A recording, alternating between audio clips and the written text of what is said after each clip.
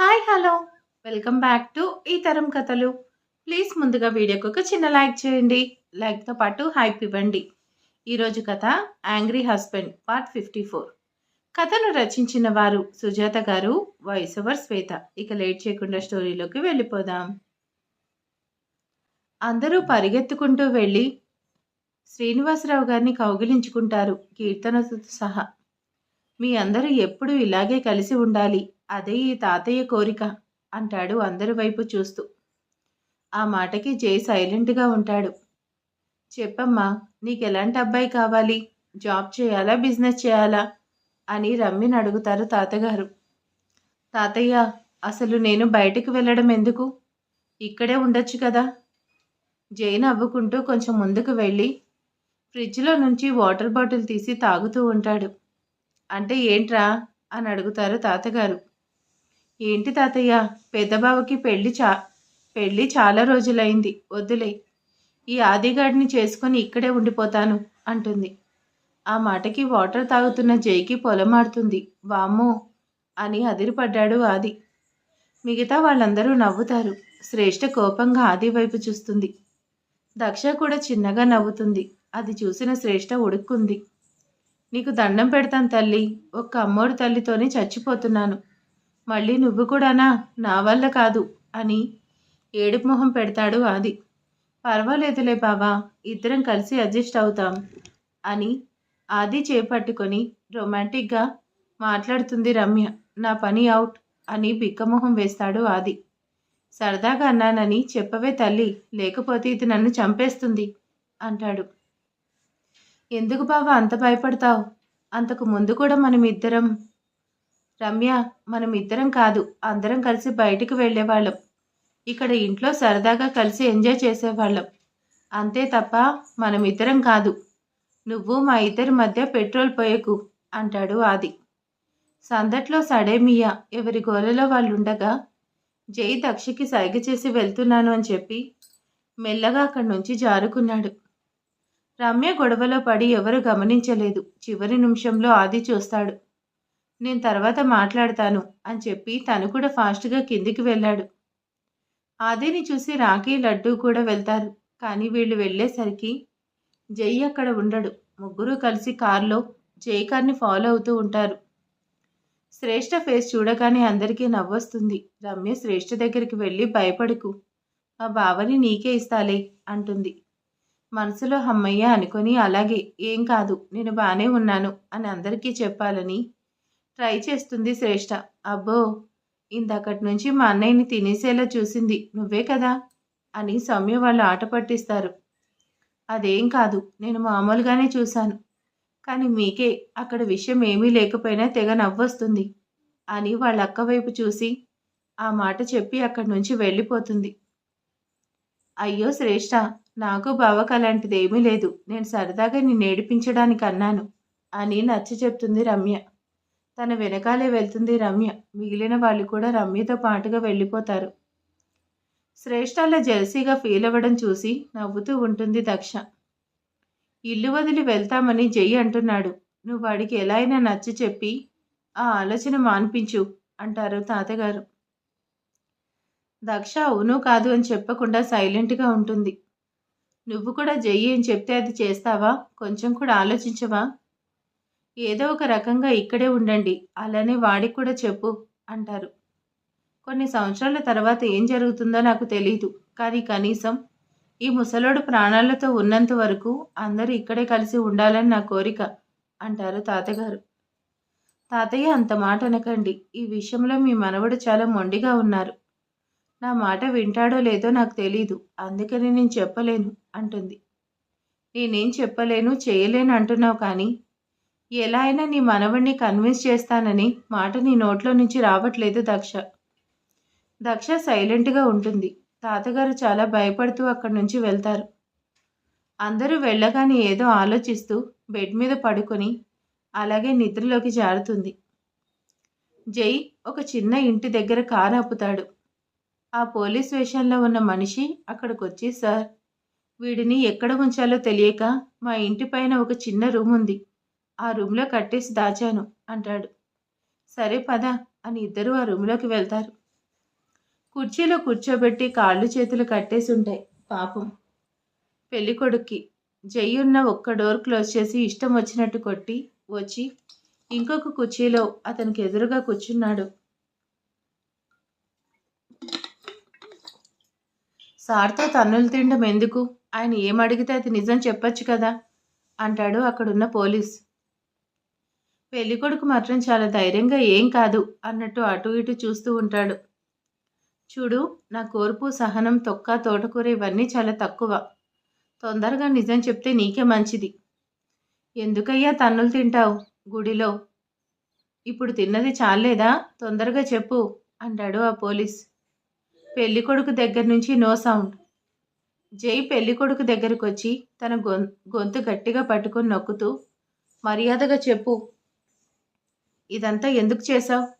మా అత్తయ్యని ఎందుకు బెదిరిస్తున్నావు? మర్యాదగా చెప్పు, లేదంటే ఇంకొంచెం గట్టిగా నొక్కానంటే చచ్చిపోతావు. నువ్వు చచ్చినా నాకేం ప్రాబ్లం లేదు. నా కాబోయే బావగారు ఒక ఐఏఎస్ ఆఫీసర్. ఏం జరిగినా తను చూసుకుంటాడు అని బెదిరిస్తాడు జై. ఆ మాటలు వినగానే పెళ్ళికొడుకు భయపడుతూ చెప్తాను అన్నట్టు తలాడిస్తాడు. అప్పుడే వాళ్ళు ముగ్గురు కూడా వచ్చి డోర్ కొట్టడంతో ఆ పోలీస్ ఆఫీసర్ డోర్ ఓపెన్ చేస్తాడు. ప్లీజ్ వదిలేయ్ అన్నట్టు ముగ్గురు రిక్వెస్ట్ చేస్తారు. జై మెల్లిగా వాడి గొంతు మీద తన చేతిని తీస్తాడు. చెప్పు అన్నట్టు చూస్తాడు. సార్, ఏం జరిగిందో నాకు తెలీదు. నా చిన్నప్పటి నుంచి చూస్తున్నాను. మీ అత్తయ్య అప్పుడప్పుడు వచ్చి మా నాన్నకి డబ్బులు ఇస్తూ ఉండేది. ఎందుకో నాకు తెలీదు. చాలాసార్లు అడిగాను, నాకు చెప్పలేదు. ఈ మధ్య ఆయన పని ఉండి వేరే ఊరు వెళ్తున్నాడు. నీకేదైనా డబ్బు అవసరమైతే అదే సార్ మీ అత్తయ్య గారి దగ్గరికి వెళ్ళి తెచ్చుకోమంటాడు. అప్పుడు మా నాన్నని అడిగాను, తను నీకెందుకు డబ్బులు ఇస్తుంది అని. ఆ విషయాలన్నీ నీకు అనవసరం. నీకెంత కావాలో అంత తెచ్చుకో, అంతేకాని అనవసరమైన మాటలు మాట్లాడకు అని చెప్పారు. నేను కూడా అలాగే వచ్చే డబ్బు తీసుకుంటూ ఉన్నాను. ఒకరోజు మీ మరదల్ని చూశాను. తనని చూశాక ఆగలేకపోయాను. దాన్ని ఎలాగైనా అనుభవించాలి. ఆ మాట పూర్తి కాకముందే పెళ్ళికొడుకు చెంపు చెల్లుమంటుంది. ఒళ్ళు దగ్గర పెట్టుకొని మాట్లాడు అని వేలు చూపించి వార్నింగ్ ఇస్తాడు జై. సరే అని తల ఊపి ఇంటికి వెళ్ళి మా నాన్నకి ఫోన్ చేసి చెప్పాను. ఆ అమ్మాయి కావాల్సిందని గొడవ చేశాను. మా నాన్న ఆవిడతో ఏం మాట్లాడాడు, వారిద్దరి మధ్య ఏం జరిగిందో నాకు తెలీదు. పెళ్ళికి ఒప్పుకున్నారు. ఎందుకో తెలీదు. మీ అత్తయ్యకి మా నాన్నంటే చాలా భయం. తనేం చెప్తే అది చేస్తుంది. నువ్వు చెప్పింది నిజమేనా అని తన జుట్టు పట్టుకుని అడుగుతాడు జై. సార్, మీరు కొట్టినా చంపినా సరే ఇంతకు మించి నాకు ఒక్క విషయం కూడా తెలీదు. నేను నమ్మచ్చా అని అడుగుతాడు జై. నాకు నీ మీద అసలు నమ్మకం లేదు. వీణ్ణి ఇక్కడ ఇలాగే ఉంచండి. మళ్ళీ నేను రేపొస్తాను అని బయటికి వెళ్తాడు జై. తనతో పాటు మిగిలిన వాళ్ళందరూ కూడా బయటకు వచ్చి రూమ్ లాక్ చేస్తారు. అన్నయ్య నిజంగా ఏమీ లేదా? నాకు కూడా తెలీదు. తెలుసుకోవాలి. ముందు వీళ్ళ నాన్న గురించి తెలుసుకోవాలి. అతడెవరు?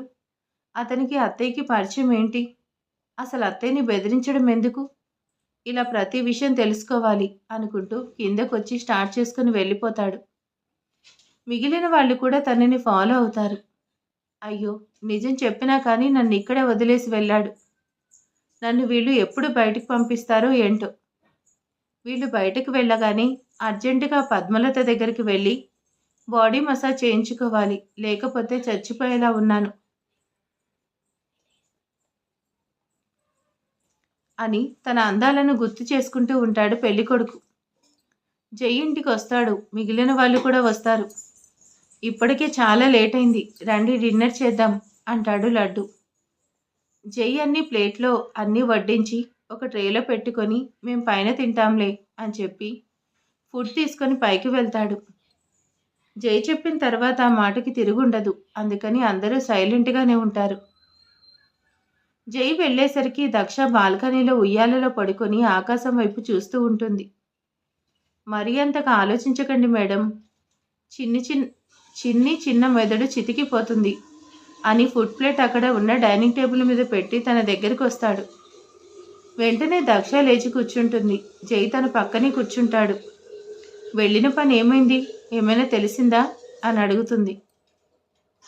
ప్రస్తుతానికి ఏమీ తెలీదు, తొందరలోనే తెలుస్తుంది. దక్ష జై భుజం మీద పడుకొని తనని గట్టిగా పట్టుకుంటుంది. ఏంట్రా భయపడ్డావా అని లాలనగా అడుగుతాడు. దక్ష చిన్నగా నవ్వుతుంది. అసలు భయపడాల్సిన అవసరం లేదు, ఏదైనా నేను చూసుకుంటాను. నువ్వు ఇలాంటి టెన్షన్స్ అన్నీ మనసులో నుంచి తీసేసి హ్యాపీగా ఉండు. ఆకలేస్తుంది తిందామా అంటుంది. సరే పద అని చెప్పి ఇద్దరు వాళ్ళ కోసం వెయిట్ చేస్తున్నా ఆ చిన్న డైనింగ్ టేబుల్ దగ్గర కూర్చొని తింటారు. ఎందుకో తెలీదు, దక్ష ఫేస్ కొంచెం తేటగా కనిపిస్తుంది. తినడం అయిపోగానే వచ్చి మళ్ళీ ఇద్దరూ ఉయ్యాల్లో కూర్చుంటారు. శ్రీవారు అంటూ తన ఒడిలో పడుకుంది. ఏంట్రా, నేను మీతో ఒకటి చెప్పాలి, ఏంటో చెప్పు. తన చెంపల్ని ప్రేమగా నిమురుతూ అడుగుతాడు. దక్ష చెయ్యి పట్టుకొని తన మెడ మీద నుంచి గుండెల్ని తాకుతుంది. తీసుకువచ్చి తమ స్టమక్ మీద పెట్టుకుంటుంది. ఏంటి? జైకేదో అర్థమైనట్టుగా నిజంగానా అని అడుగుతాడు. అంటే ప్రెగ్నెన్సీ కన్ఫర్మ్ అయింది కదా? అవును అని జై వైపుకు చూడలేక సిగ్గుతో తలదించుకుంది. ఎంత గుడ్ న్యూస్ చెప్పావో తెలుసా? ఎంత హ్యాపీగా ఉందో అని తనని ప్రేమగా దగ్గరకు తీసుకుని ముద్దు పెట్టుకుంటాడు. ఇందాక హాస్పిటల్ పంపించారు కదా, అక్కడ డాక్టర్ చెక్ చేసి చెప్పింది. మరి అందరికీ చెప్పావా? లేదు, ఈ విషయం మొదటిగా మీతో చెప్పాలని ఎవరితో చెప్పకుండా మీకోసం ఇక్కడ ఎదురు చూస్తూ కూర్చున్నాను. అమ్మకు కూడా చెప్పలేదు. తన మీద ఎంత ప్రేమ పెంచుకుందనేది అర్థం చేసుకున్న జై తనని ప్రేమగా హత్తుకుంటాడు. చాలా హ్యాపీగా ఉందిరా, ఈ సంతోషంలో మాటలు రావట్లేదు అంటూ తనని ప్రేమగా ముద్దు పెట్టుకుంటాడు. రేపు మార్నింగ్ అందరికీ చెప్పేస్తాను అంటుంది దక్ష. చెప్పండి శ్రీవారు, ఈ టైంలో చాలా జాగ్రత్తగా ఉండాలి అంట. ఎలాంటి ప్రాబ్లం వచ్చినా నేను చూసుకుంటాను. నువ్వు మాత్రం ఎలాంటి టెన్షన్స్ పెట్టకుండా ప్రశాంతంగా ఉండు. నువ్వు హ్యాపీగా ఉంటే బేబీ హెల్తీగా ఉంటారు. నువ్వు ఇలా బాధపడుతూ ఉండడం హెల్త్కి మంచిది కాదు. నిజంగా నేను బాధపడట్లేదు శ్రీవారు, చాలా హ్యాపీగా ఉన్నాను. ఇందాక హాస్పిటల్లో చెప్పగానే వెంటనే మీకు ఫోన్ చేయాలనిపించింది. కానీ మీరు నా ఎదురుగా ఉన్నప్పుడు చెప్తే మీ కళ్ళల్లో సంతోషాన్ని చూడాలి అనుకున్నాను. అందుకే అప్పుడు చెప్పకుండా ఉన్నాను. ఇంత టెన్షన్లో కూడా మీరు సంతోషపడాలి అనుకున్నాను. నాకు చాలా హ్యాపీగా ఉంది అంటుంది. ఎక్కువసేపు రెస్ట్ తీసుకో, హెల్తీ ఫుడ్ తీసుకో. ఫ్రూట్స్, డ్రై ఫ్రూట్స్, జ్యూసులు అన్నీ టైం ప్రకారం తీసుకోవాలి. చాలా అంటే చాలా జాగ్రత్తగా ఉండాలి. దక్ష గడ్డం కింద చేయి పట్టుకుని జై వైపు చూస్తూ, అబ్బో, మా శ్రీవారికి చాలా విషయాలు తెలిసే.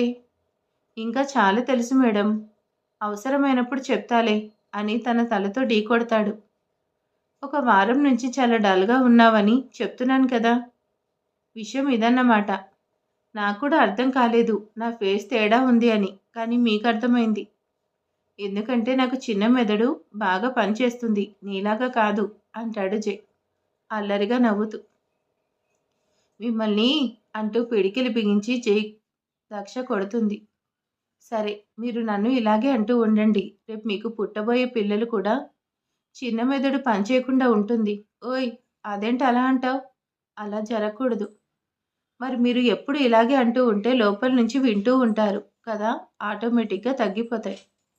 ఇప్పుడు నేను మాట్లాడేది లోపలికి వినిపిస్తుందా అని ఆశ్చర్యంగా అడుగుతాడు జై. అభిమన్యుడు సుభద్ర కడుపులో ఉన్నప్పుడే పద్మవ్యూహం గురించి విన్నాడు అని మన పురాణాలు చెప్తున్నాయి కదా అని దక్ష ఒడిలో పడుకొని అంటాడు. ఓహో అలాగా, సారీరా, ఏది పడితే అది మాట్లాడకూడదని నాకు తెలీదు. ఈ ఒక్కసారికి ఎక్స్క్యూజ్ జై, ఇక ఎప్పుడు అలా మాట్లాడను అని తన పొట్ట మీద ముద్దు పెట్టి చెప్తాడు జై. జై అలా చెప్తుంటే నవ్వొస్తుంది దక్షకి. ఎందుకు నవ్వుతున్నావు? అందరికీ మిమ్మల్ని చూస్తే భయం కదా, మీరు ఇలా బిహేవ్ చేస్తుంటే నాకు నవ్వు రాదా? దక్ష డియర్, మీకు మళ్ళీ మళ్ళీ చెప్తున్నాను, ఎలాంటి టెన్షన్స్ పెట్టుకోవద్దు. ఏం జరిగినా నేను చూసుకుంటాను. ఇవన్నీ ఆలోచించకూడదు. మనసు ప్రశాంతంగా ఉంచుకోవాలి. అలా ఉంటాను అని ఉంది. నాకు ప్రామిస్ చేయి అంటాడు. అలాగే జాగ్రత్తగా ఉంటానని జై కౌగిల్లో ఒదిగిపోతూ చెప్తుంది.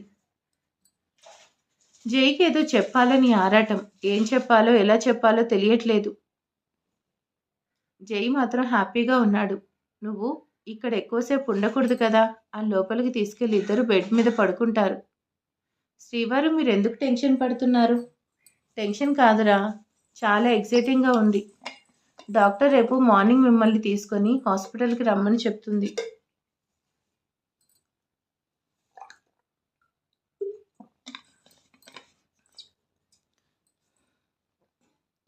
ఎందుకంటే మీతో ఏదో మాట్లాడాలంట. తప్పకుండా వెళ్దాం. ఇక పడుకో అని తనని గుండెల మీద పడుకోపెట్టుకొని జోకొడుతూ ఉంటాడు. లడ్డు రూంలోకి వెళ్ళేసరికి కీర్తన ఏదో ఆలోచిస్తూ ఉంటుంది. తననేమీ పలకరించడు. ఏమైందో మాట్లాడవా అని అడుగుతుంది. నాకు నిద్రొస్తుంది అని చెప్పి పడుకుంటాడు. 4 రోజుల క్రితం జరిగింది గుర్తొస్తుంది కీర్తనకి.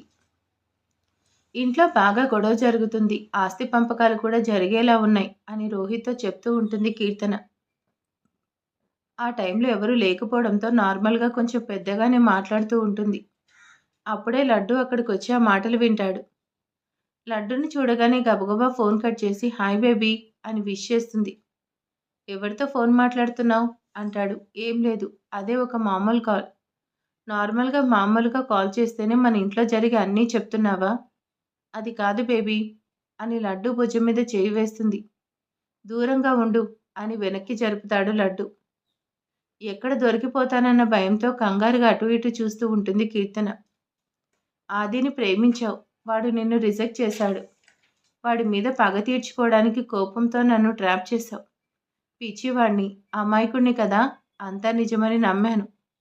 కానీ ఆ రోహిత్ ఇచ్చే డబ్బులకి ఆశపడి నన్ను పెళ్లి చేసుకున్నావా? అది కాదు బేబీ, చీ ఆపు అని గట్టిగా అంటాడు. కీర్తన భయంతో వెనక్కి జరుగుతుంది. నువ్వు ఇంటికి వచ్చిన తర్వాత 2-3 సార్లు నేనున్నప్పుడే అందరితో గొడవ పడ్డావు. ఒకరోజు నేను ఇంటికి వచ్చేసరికి మా అన్నయ్య నీ మీద చెయ్యెత్తుతున్నాడు. వదిన ఆపింది. అది నేను చూశాను. కానీ ఏమీ తెలియనట్టు నార్మల్గా ఇంట్లోకి వచ్చాను. నువ్వు ఇంతమందిని బాధ పెడుతున్నా, వదినని ఏదో ఒకటి అంటున్నా కానీ ఒక్కసారి కూడా తను నీ గురించి నాకు చెప్పలేదు. తనే కాదు, ఇంట్లో ఎవరూ చెప్పలేదు. ఎందుకంటే మనమిద్దరం కలిసి ఉండాలని కోరుకుంటున్నారు. మన సంతోషం కోసం వాళ్ళ బాధని దాచుకుంటున్నారు. కానీ నీ మీద ఒక్క మాట కూడా చెప్పలేదు. కీర్తన ఏదో చెప్పాలని ట్రై చేస్తే నీకు ఇంకా నమ్మకం లేదు కదా? మా ఇంట్లో అన్నయ్య కొంచెం సీరియస్గా ఉంటాడు. తన ఆఫీస్ ఏదో తను చూసుకుంటాడు. కానీ మేము ముగ్గురం కలిసి ఉంటాం. ఏం చేసినా కలిసి చేస్తాం. పార్టీ, పబ్బులు, పిక్నిక్లు, సినిమాలు, షికార్లు అన్నింటిలోనూ కలిసే ఉంటాం. అలాంటిది నువ్వు వచ్చిన తర్వాత నన్ను అందరూ దూరం పెట్టేశారు. అప్పటికే కీర్తన కళ్ళు వర్షిస్తుంటాయి. ఒకరోజు అన్నయ్యతో మాట్లాడాలనిపించి నేను ఆఫీస్కి వెళ్ళాను. అక్కడ అందరూ ఉన్నారు. అన్నయ్య, వదిన, శ్రేష్ఠ, ఆది, రాఖీ వీళ్ళందరూ మాట్లాడుకుంటున్నారు. ఈలోగా నీ పేరు వినిపించి నేను లోపలికి వెళ్లకుండా బయటే ఉన్నాను. వాళ్ళు ఏం మాట్లాడుకుంటున్నారో తెలుసా? ఏం మాట్లాడుకుంటున్నారు అన్నట్టు చూస్తుంది. లడ్డు, కీర్తన విడిపోవాలని మనం కోరుకోవడం లేదు. మన ఫ్యామిలీలో కలిసిపోవాలని అనుకుంటున్నాం. కాబట్టి ఏం చేసినా ఆలోచించి చెయ్యండి అని చెప్తుంది మా వదిన. కానీ నువ్వేమో కలిసి ఉండడం కాదు కదా, నాతో కూడా సంతోషంగా లేవు. మరి నన్ను ఇష్టపడి పెళ్లి చేసుకుంటున్నాను అని చెప్పినప్పుడు నాకు దూరంగా ఎందుకుంటున్నావో నాకు తెలీదు. వాళ్ళ మాటలు విని తర్వాత నాకు అర్థమైంది. నన్ను ట్రాప్ చేసి పెళ్లి చేసుకున్నావు. మా ఫ్యామిలీని విడగొట్టడానికి ఇక్కడికి వచ్చావని. నువ్వు ఇలా చేస్తున్నావంటే మొదట బాధపడ్డాను. రాను రాను అది కోపంగా మారింది. ఇప్పుడు నిన్ను చూస్తుంటే అసహ్యం వేస్తుంది. నువ్విక్కడ ఉండలేవు కీర్తన. ఎలాగో నేనంటే నీకు ఇష్టం లేదు కదా. డబ్బు కోసమే కదా నువ్వు ఇదంతా చేసింది. మా అన్నయ్య ప్రాపర్టీ డాక్యుమెంట్స్ తీసుకొస్తాను అన్నాడు కదా. అప్పుడు నా పేరు మీద ఉన్న కొంత ప్రాపర్టీ నీకు ఇచ్చేస్తాను. అది తీసుకొని వెళ్ళిపో. మా ఇంట్లో నుంచి, నా జీవితంలో నుంచి. అది కాదు, ఒకసారి నేను చెప్పేది విను. నేను కోపంతోనే ఇక్కడికి వచ్చాను. అందరినీ విడగొట్టాలని నా ప్లాన్. కానీ ఇక్కడికి వచ్చాక మీ అందరినీ చూశాక మెల్లిగా నా మనసు మారింది. మీ అందరితో కలిసి ఇక్కడే ఉండాలి అనుకుంటున్నాను. ఇక ఆపు నీ నాటకాలు. నువ్వెంత చెప్పినా నా మనసు మారదు. ఆ డాక్యుమెంట్స్ నీ చేతికిచ్చి నేను నిన్ను మెడపట్టి బయటకు గెంటుతాను అని వెళ్ళిపోతాడు లడ్డు. కీర్తన అదంతా గుర్తు చేసుకుని గతం నుంచి బయటకు వస్తుంది. నిద్రపోతున్న లడ్డు వైపు చూసి ప్లీజ్ నన్ను ఇక్కడే ఉండనివ్వు, పంపించకు అని మాట్లాడుతూ ఉంది. లడ్డూకి అన్నీ వినిపిస్తూనే ఉన్నాయి కానీ ఏం పట్టించుకోడు. ఆ రోజు దక్ష కిచెన్లోకి వచ్చి స్వీట్ తయారు చేయమని పద్మకి చెప్తుంది. అందరూ రాగానే టిఫిన్ వడ్డించి ముందు బౌల్స్లో స్వీట్ కూడా పెట్టిస్తుంది. ఏంటి వదిన ఇవాళ స్పెషల్ స్వీట్ చేశావు అని అడుగుతూనే అందరూ స్వీట్ తింటారు. భార్యాభర్తలు ఇద్దరికి విషయం ఎలా చెప్పాలో అర్థం కావట్లేదు. ఏంటమ్మా అని అడుగుతారు తాతగారు. తాతయ్య గారు, మన ఇంటికి ఇంకొక అతిథి రాబోతున్నారు. అందరి మొహాల్లోనూ క్వశ్చన్ మార్క్ అనిపిస్తుంది. అది గమనించిన దక్ష సౌమ్య దగ్గరికి వచ్చి తనకు పెళ్లి చేసుకోకముందే మేనత్త కాబోతుంది అని చెప్తుంది. ఆ మాటలు వినగానే అందరూ పెద్దగా ఓ అని అరుస్తారు. అందరూ చాలా సంతోషంగా స్వీట్ తీసుకొచ్చి దక్షకు పెడతారు. జై, దక్ష ఇద్దరూ వచ్చి తాతగారి దగ్గర ఆశీర్వాదం తీసుకుంటారు. మరి ఇక తర్వాత ఏం జరగబోతుంది ఏంటి అనేది నెక్స్ట్ పార్ట్లో చూద్దాం. సో ఈరోజు దక్ష జై పేరెంట్స్ అవుతున్నారు కదా, సో అందరూ కామెంట్లో కంగ్రాచులేషన్స్ చెప్పేయండి. Okay, thank you for watching.